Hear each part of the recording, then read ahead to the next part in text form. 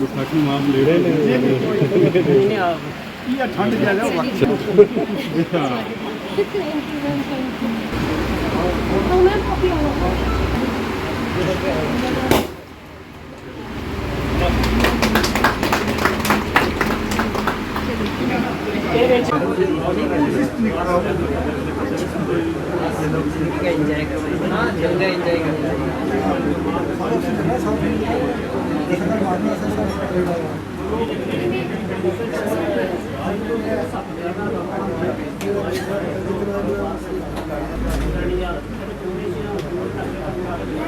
जनाब रिटायर्ड सूबेदार अशरफ साहब को मैं मुबारकबादी पेश करता हूं और उनसे दरख्वास्त करता हूं कि आज के इस कार्यक्रम का और समारोह का जो आगे की प्रक्रिया है उसको आगे बढ़ाएं और यहाँ पे जितने भी आए हजरात हैं इनको अवगत करवाएं कि इस अर्धसैनिक कैंटीन का आखिर यहाँ की जनता को क्या लाभ होगा। मैं दरख्वास्त करता हूँ, निवेदन करता हूँ अशरफ साहब से कि आप सामने आएँ और स्वागत करता हूँ। कर में फूलों की माला आदर अर्पण करता हूँ। स्पेशली डीडीसी मैम का मैं तहे दिल से शुक्रिया गुजार हूँ जो अपना कीमती समय निकाल के यहाँ हमारे पास आए, और बाकी सभी जितने भी हैं सबका मैं तहे दिल से शुक्रिया अदा करता हूँ जो हमारे पास अपना कीमती समय, हर आदमी अपने काम में लगा है, वो काम छोड़ के और यहाँ हमारे पास आए, उनके लिए मैं बहुत बहुत शुक्रिया अदा करता हूँ। सबसे पहले जैसे आपको पता है हमारा फैमिली बैकग्राउंड जो है वो तकरीबन फौज से है 70%। तो मैंने भी 30 साल सर्विस के बाद में जब आया हूँ तो फिर सोचने लगा कि मुझे किस तरीके से सेना के साथ जुड़ा रहूँ, सेना में डिसिप्लिन है उसको मैं मेंटेन रख सकूँ आगे भी, और कुछ और लोगों को अपने साथ जोड़ सकूँ। सिविल की लाइफ और आर्मी की लाइफ में बहुत अंतर है, तो इसलिए हमारे को सिविल में आके दोबारा अपने को रीसेटलमेंट करना थोड़ा सा परेशानी आती है।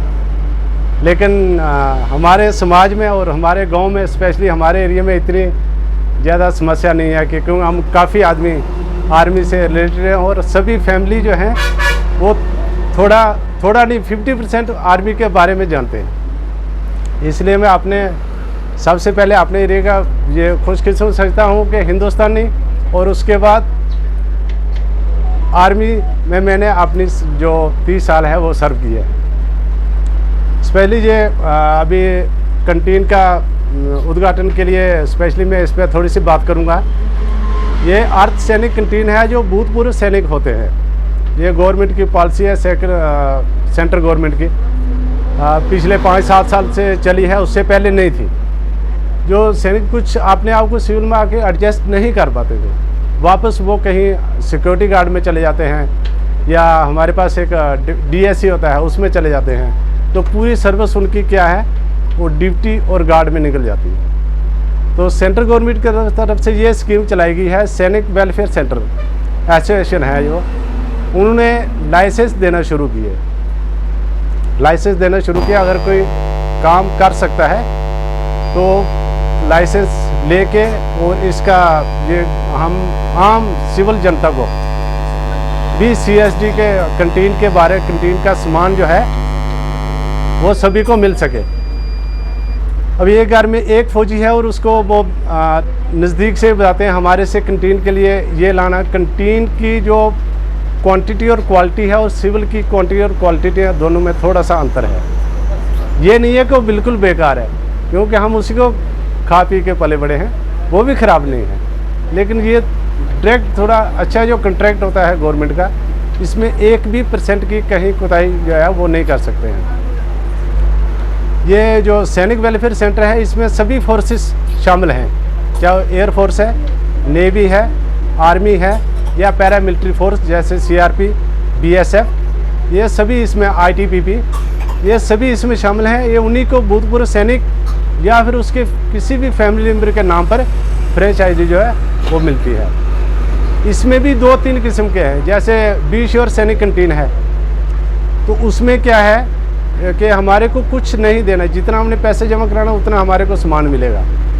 इसमें क्या है, जितना हमने जो फ्रेंचाइजी के लिए जमा करवाना है उसमें नॉन रिफंडेबल है, वो जो पैसा में हमने या कोई भी जमा करवाता है वो सैनिक वेलफेयर में जाता है। मुझे ये चीज़ अच्छी लगी। एक तो मैं सेना से जुड़ा रहूँगा, दूसरा अपनी देश की उन्नति और सेना की उन्नति, और जो जवान हमारे शहीद हो जाते हैं सेना में या काउंटर इंसर्जेंसी में, उनके बीवी बच्चों की माँ की हम कैसे देखभाल कर सकें। तो उसके 1% जो है, अगर हमने 100 रुपये का सामान बिक्री किया है तो 1 रुपया सैनिक वेलफेयर सेंटर में एसोसिएशन में जाता है। तो वो उनके जैसे सैनिक जो शहीद होते हैं उनके बच्चे हॉस्टल में पढ़ते हैं, वहाँ पे ऐसा लगता है। अगर किसी को घर में को इमरजेंसी पड़ती है, वो वेलफेयर द्वारा उनको जो है सहायता जो है वो दी जाती है। इसलिए मुझे ये अच्छा लगा कि हम किसी न किसी तरीके से अपनी देश की उन्नति और सेना की उन्नति में किसी न किसी तरीके से योगदान दें। तो इसलिए मुझे ये सौभाग्य मिला है कि मैं इस कैंटीन के बारे में सोचा और कुछ सुझाव मिले। बाकी सामान की बात है, सामान जैसे हमारे आर्मी CSD में आता है, सेम इसका भी डिपो है। ये वेयरहाउस वगैरह कहीं से नहीं आता, ये डिपो से सप्लाई, कंपनी से डिपो और डिपो से डायरेक्ट हमारे पास आती है। जो हमारी आर्मी कैंटीन में सामान आता है उसमें और इसमें कोई अंतर नहीं है। रेट में अंतर हो सकता है, आर्मी का कैरेज खुद है, हमारे को वो लेके देना है। इसमें से भी 8% से लेके 59% तक। अभी कुछ सोच रहे होंगे 59% कैसे है, वो हर एक आइटम पर है, हर एक आइटम का अलग अलग मार्जिन है। जैसे एक हमारे पास रिफाइंड ऑयल है, सोयाबीन ऑयल है, उसमें जो MRP है वो 1050 का है और हमने बिक्री करना है 789 का। बीच में और भी कुछ आइटमें हैं जो MRP से अगर 50 रुपये की चीज़ है तो 35 की वो हमने कंज्यूमर को देनी है। तो अगर 100 रुपये की 1 kg चीज़ लेगा तो ऑटोमेटिकली वो 30 रुपये उसका 30% हो जाता है। तो ये थोड़ी सी एक समझने की बात है, तो कोशिश करेंगे सभी को अवेयर करने की। और अभी मैं DDC मैम को रिक्वेस्ट करूंगा कि वो आके यहाँ पर अपना कुछ विचार रखें। हमारे जो बड़े भाई हैं मोहम्मद अशरफ जी और सुरैया जी, इनके यहाँ पर एक जो है अर्ध सैनिक जो है शॉप जो उन्होंने कैंटीन खोली, आज हमने उसकी ओपनिंग की है। तो मैं सभी को बहुत बहुत मुबारकबाद दूंगी, जितने भी हमारे यहाँ पर भाई बुजुर्ग आए हैं, मेरी मातृशक्ति आए हैं। 30 साल जो है इंडियन आर्मी में अपनी सेवाएं देने के बाद आज जो है इन्होंने एक जो है अर्ध सैनिक कैंटीन जो है समाज की भलाई के लिए जो आज वो खोली है। तो ये बहुत ही अच्छा जो है इन्होंने बहुत ही सराहनीय कार्य किया है। एक बार फिर से मैं भाई अशरफ जी को और मैडम सुरैया जी को बहुत बहुत दिल की गहराइयों से बहुत बहुत मुबारकबाद दूंगी। और मैं सभी से यही कहूँगी कि यहाँ पर अच्छे जो इन्होंने बताया कि अच्छे रेट्स पे जो है सभी को जो है वो सामान यहाँ पर हर आइटम्स जो है वो मिल जाएगी। तो मैं यही चाहूँगी कि अगर इन्होंने इतनी अच्छा जो स्टेप लिया है तो सभी को जो है इस चीज़ का फ़ायदा लेना चाहिए। एक तो ये हाईवे पे है, बहुत अच्छा जो इन्होंने ये सोचा। इन्होंने जैसे बताया कि और भी जो अर्ध सैनिक के बारे में जो हमारा जितना भी बेनिफिट होगा उसका जो 1% शेयर होगा जो हमारे सैनिक विधवा कल्याण जो एक वेलफेयर उसकी तरफ जाएगा। तो ये बहुत अच्छी सोच है। तो मैं इनकी सोच की जो है बहुत बहुत सैल्यूट करूँगी कि इंडियन आर्मी अपनी सेवाएं देने के बाद भी इतना जो है समाज के प्रति भी इनकी जो है ये सोच है। तो मैं दिल की गहराइयों से इनको बहुत बहुत बेस्ट विशेस देती हूँ और ईश्वर से यही प्रार्थना करूँगी कि जो इन्होंने ये कारोबार खोला है इसमें जो है वो दिन दुगनी रात चुगनी तरक्की करें और जो लक्ष्य लेकर जो है इन्होंने अर्ध सैनिक कैंटीन खोली है तो वो उसमें जो है वो एक मुकाम हासिल करें। जो मकसद जो एक सोच जो एक जिस चीज़ के लिए उन्होंने अर्ध सैनिक कैंटीन खोली है तो उसमें जो है वो ज़रूर कामयाब हो। मैं एक बार फिर से इनको बहुत बहुत मुबारकबाद देती हूँ। मैडम जी को भी बहुत मुबारकबाद दूंगी कि इतना उन्होंने आज हमें यहाँ मान सम्मान दिया, इसके लिए भी मैम का बहुत बहुत धन्यवाद। कहते हैं मजहब नहीं सिखाता आपस में वैर रखना, हिंदी है हम वतन है हिंदोसिता हमारा।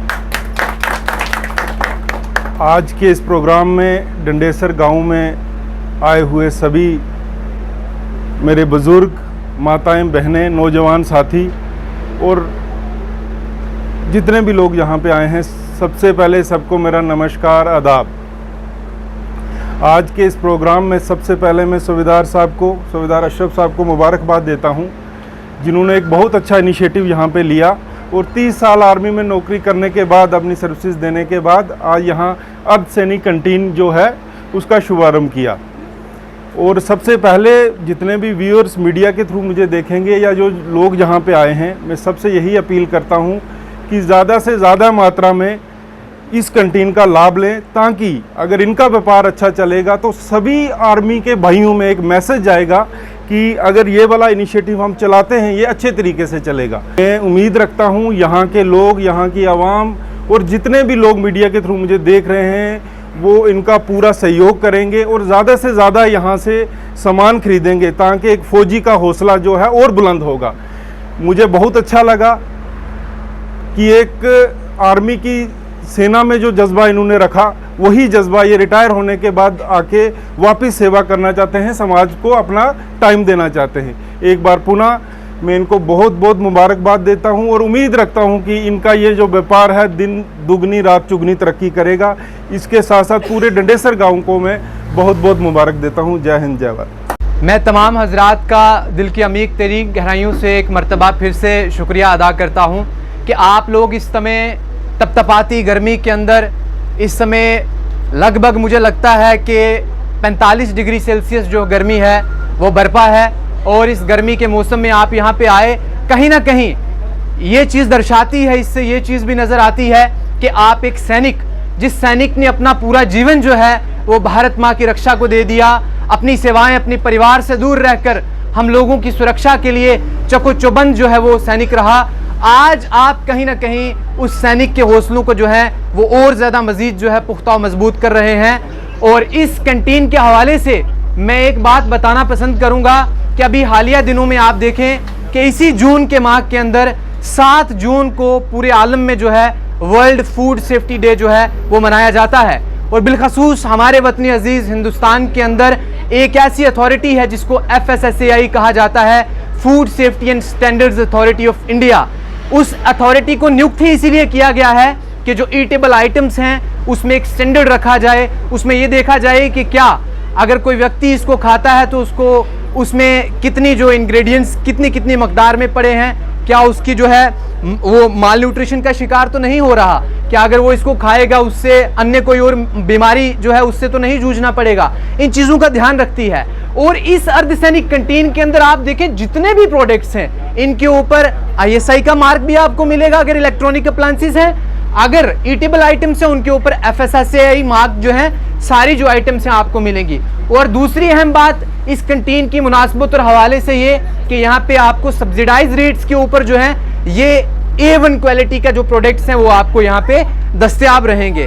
और तीसरी अहम बात, ये गांव देहाती इलाका है, यहाँ पे जो लोग हैं वो ज़्यादातर आप देखें कि अनपढ़ लोग हैं, बुजुर्ग लोग हैं। जब गरीब हैं तो तालीम, ये तो हालिया दिनों में हालिया दौर में जो है वो तालीम मुफ्त हुई है, तो जब स्कूल नहीं जाएंगे, पढ़ेंगे लिखेंगे नहीं, तो इतनी ज़्यादा आपको किसी चीज़ का जो ज्ञान है वो नहीं रहता है। हम आम दुकानों पे जाते हैं, मैं किसी का नेगेटिव क्रिटिसिज्म नहीं कर रहा हूँ, मैं किसी की आलोचना करने के लिए यहाँ पे नहीं आया, लेकिन आप जाएंगे दुकान पे आपको यूँ एक रफली बिल बना के दे दिया जाएगा, ये चीज़ 30 रुपये, ये चीज़ 50 रुपये, ये चीज़ 60 रुपये।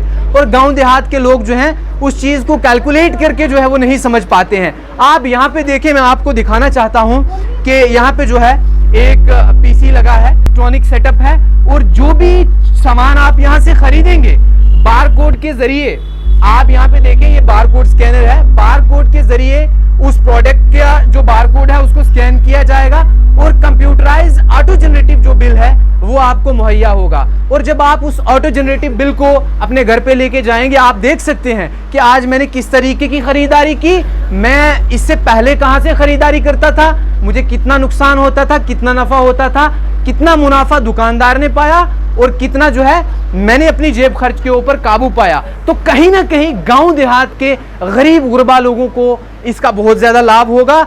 और दूसरी अहम बात कि नौजवानों के अंदर एक उत्साहिता जो है वो भी इससे जो है वो जागरूक होगी। और जितने लोग अब भारतीय सेना के अंदर जा रहे हैं या भारतीय एयरफोर्स के अंदर जा रहे हैं या इंडियन नेवी के अंदर जा रहे हैं, इसके अलावा जितनी भी सेंट्रल आर्म्ड पुलिस फोर्सेस हैं, चाहे उनमें ITBP है, BSF है, इसके अलावा CRPF है, उन लोगों के अंदर कहीं ना कहीं एक उत्साह का जो माहौल है वो बनेगा कि हम अगर इतने साल अपनी सेना में सेवाएं देने के बाद अगर घर आते हैं तो कहीं ना कहीं भारतीय सरकार ने और अर्धसैनिक वेलफेयर ट्रस्ट ने हमारी परिवार की भलाई के लिए जो है वो कुछ ना कुछ ज़रूर सोचा है। और जनता से मैं ये निवेदन करता हूँ, दरख्वास्त करता हूँ कि आप इस अर्धसैनिक कैंटीन में आएँ, अच्छा खाना खाएँ, अच्छा खाना लें, अच्छे दामों पे लें और एक सैनिक के जज्बे को जो है वो सलाम करें। और आने वाली 26 जुलाई को आप जानते हैं कारगिल विजय दिवस जो है वो मनाया जाएगा। जिस तरीके से कारगिल वाल मेमोरियल इस चीज़ का गवाह है कि वहाँ पे भारतीय सैनिकों का शौर्य जो है, भारतीय सैनिकों ने अपनी जान का जो नजराना पेश किया है वो कहीं ना कहीं इतिहास के पन्नों पे उनकी गाथाएं जो हैं वो सुनहरे अक्षरों से लिखी हैं। अगर आप उस वार मेमोरियल को देखते हैं तो मैं आपसे कहता हूं कि आएँ और एक सैनिक के जज्बे को सलाम करें और सैनिक के जज्बे को मजीद उसमें इजाफा करें। जय हिंद, जय भारत।